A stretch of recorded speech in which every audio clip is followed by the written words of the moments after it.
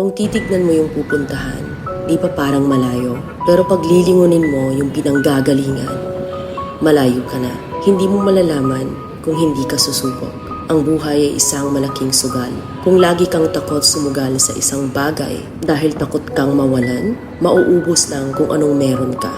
Kung hindi ka mawawalan, hindi ka rin magkakaroon. Kung ano man ang mga desisyon mo ngayon, yun ang magiging buhay mo bukas. Lakasan mo lang yung loob mo. Dahil ang mundong to, aapakan lang ang mga mahihina. Ibangon mo palagi ang sarili mo. Balang araw, magugulat ka na lang na ang layo na pala ng narating mo. Kahit mabagal ang progress, basta may usad at kumikilos ka, okay na yan. Wala tayong magagawa. Ganyan talaga ang proseso ng buhay. Lahat tayo nakakaranas ng hirap.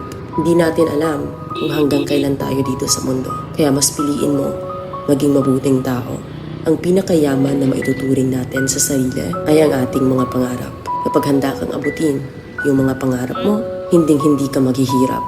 Kung lagi kang may pinagdaanan sa buhay or pagsubok, pruweba lang yan na isa kang magiting na sundalo. Sa mga pagsubok, diyan ka aangat, diyan ka babaguhin.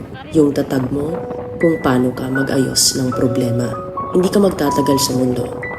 Lubos-lubusin mo na. Gawin mo yung mga bagay na handang iangat ang sarili mo.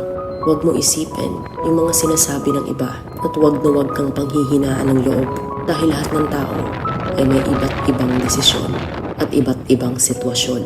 Huwag ka lang mawala ng pag-asa. Hindi mo naman kailangan madaliin lahat. May proseso ang bawat ganap mo sa buhay.